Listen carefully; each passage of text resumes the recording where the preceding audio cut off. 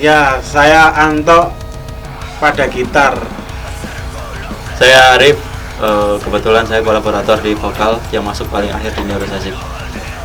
Saya Koit sebagai basis. Saya Friendly pada posisi drum. Terus Neurosik dibentuk tahun 2003 yang awalnya hanya iseng sama drummer lama kita, si Yayan. Terus akhirnya kita coba untuk nyari pada gitaris sama vokal, akhirnya terbentuk Neurosik ini. Yang dulu Kentung dari Vulgar Thinking untuk vokal dan gitar Agus juga dari Vulgar Thinking.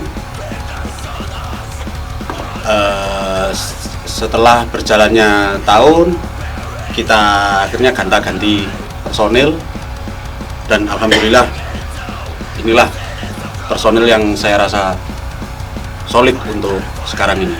amin. Amin. Iya.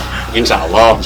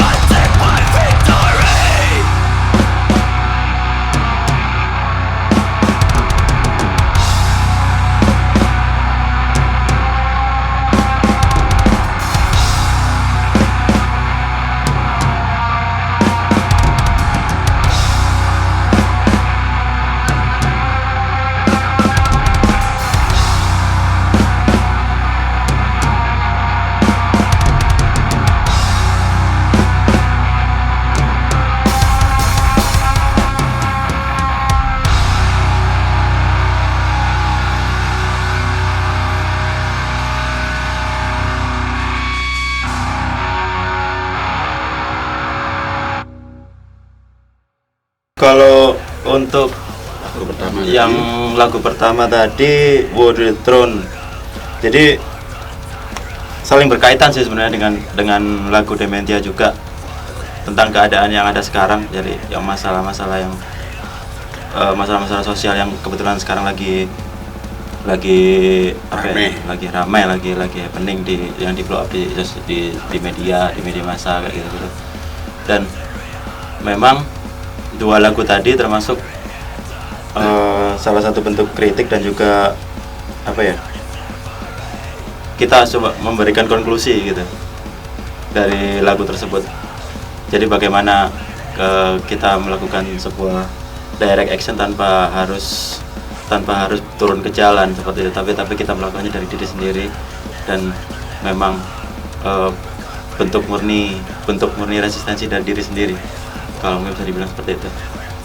Sedangkan kalau untuk lagu ketiga, untuk lagu ketiga tadi sih Rise Up, itu sebuah lagu provokasi sih sebenarnya itu. Jadi kalau untuk memprovok nalar kita buat melawan, jadi membakar semangat kita itu untuk melompati barikade, melompati pagar berduri. hanya Jadi ya seperti itu. Intinya melawan sih, hanya saja kita pakai apa ya, bahasa yang sedikit diperhalus, mendayu-dayu, kayak Melayu. konten indie. Aduh, nyebut merek, maaf.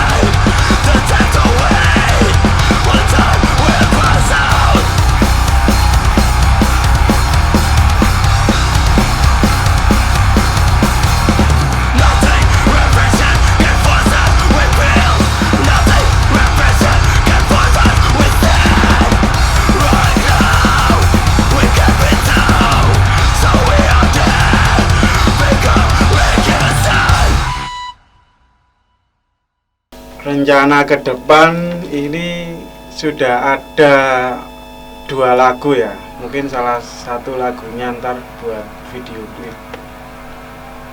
ya. Kalau rencana kedepannya yang lebih mungkin kita ngejar untuk menjadi album.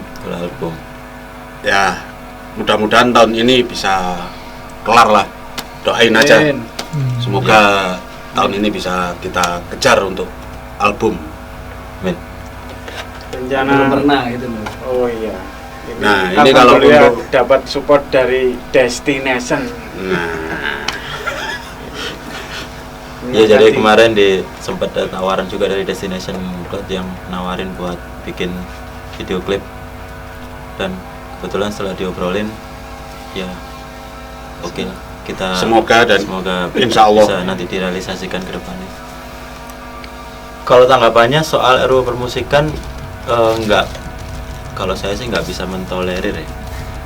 Jadi intinya juga sama aja, menolak juga gitu, karena banyak pasal-pasal yang perlu dipertimbangkan lagi. Tapi dipertimbangkannya itu bukan untuk direvisi sebenarnya, dan harusnya emang udah dihapus itu, karena kasihan juga ya. Mungkin keterkaitannya buat kita yang di sini, misal untuk teman-teman juga yang di sini, yang mungkin di Jepang juga yang mau bikin acara atau apa, pada akhirnya mereka harus ditagih sebuah sertifikasi macam-macam. Kalau nanti nggak ada sertifikasi, pada akhirnya mereka akan acara dibubarkan, dan parahnya lagi nanti akan diperkarakan masalah hukum gitu. Dan itu nggak etis itu, nggak etis banget, nggak logis juga buat saya, buat kita juga. Menurutmu apa? Terlalu dibatasin sih sebenarnya, jadi kita tolak. Apapun itu, RUU permusikan itu menurut saya hanya menguntungkan beberapa pihak yang memang benar-benar memanfaatkan di circle musik itu sendiri, dan kita sebagai komunitas underground lah intinya itu benar-benar bertolak belakang kalau diikutin dengan RUU permusikan tadi, dengan aturan-aturan seperti itu ya. Aturan-aturan yang yang sistematis dan cukup ruang lingkup kita semakin dipersempit. Iya, dipersempit. Menurut ya entah, kalau menurut kita ya itu mungkin semua RUU itu disolutif semua. Itu nggak memberikan solusi yang logis dalam kebebasan. Jadi intinya ya, kalau mau main musik ya main musik aja gitu, nggak usah pakai RUU segala atau pembatasan seperti itu. Jadi kalaupun ada lagi sih, kalau menurut kita sih ya memang nggak perlu. Nah, mungkin bisa dibalikin lagi ke awal kita ini underground. Nah, di dunia underground ini kan kita istilahnya kita mencari kebebasan. Tapi kebebasan itu kan kita ada kontrol dari diri kita sendiri.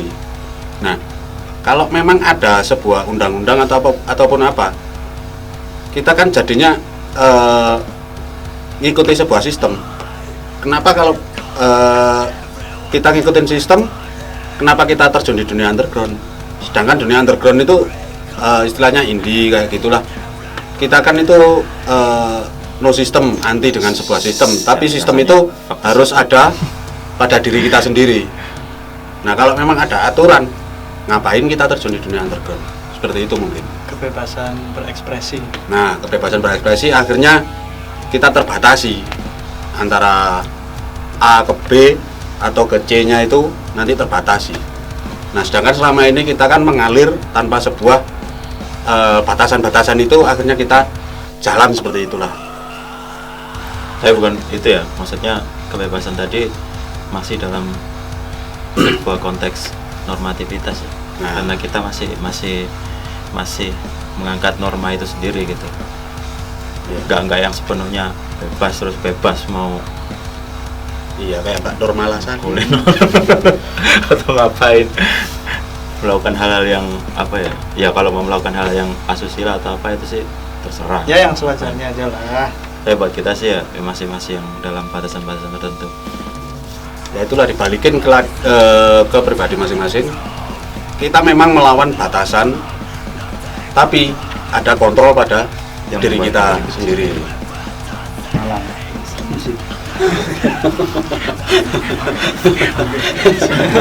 Iya. Aja nggak usah pakai suara. Kalau tanggapan untuk scene di Kota Malang, selama saya ngikutin dan nyemplung di dunia ini, dunia underground ini, itu perkembangannya sangat-sangat cepat sekali. Dan sekarang udah banyak munculan band-band yang di tiap scene-scene itu band-band yang sangat begitu potensinya besar. Nah, cuman pesennya itu kalau dari kita jangan hanya membuat karya, tapi kalian hanya diem atau pasif di kota kalian. Setelah kalian membuat karya, kalau bisa kalian istilahnya tur lah, Lebih memperkuat jaringan. lebih memperkuat jaringan, Memperkuat jaringan ke luar kota. Entah itu pertemanan atau apa. pertemanan, persaudaraan, dan pergumulan. Apaan sensor. Oke, tadi yang perlu ditekankan itu sebenarnya kalau mungkin buat teman-teman di skena Malang sendiri, ya mungkin buat yang masih di bawah, yang undergrader atau yang udah mulai up bandnya, itu kalau buat saya sih jangan malu buat menyapa terlebih dahulu, bukan yang pengennya disapa, tapi kita yang menyapa dulu. Berteman Ya, dengan itu. siapa saja dan di mana saja. Jadi biar relasinya lebih luas, kita bisa main sekalian tour, sekalian promoin band-band kita, band-band kita yang di Malang, maksudnya Teman-teman kita juga dari banyak satu tongkrongan gitu, untuk diperkenalkan keluar gitu. Ya, oke. Pak. Dan mungkin kalau untuk pemerintah kita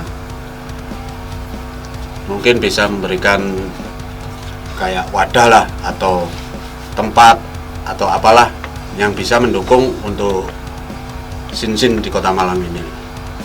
Katakan kayak mungkin tempat ini yang paling susah untuk kita bikin sebuah gig atau sebuah acara lah. Dan itu ya minta untuk birokrasi dipermudah seperti itu. Tapi buat kita pribadi sih makasih banget udah diberikan udah berikan tempat.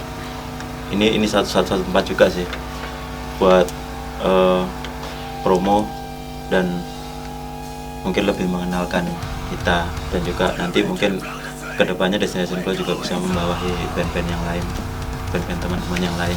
Terima kasih buat Destination Flow. Ya. Dan juga virtuoso musik. Dadah. Ya.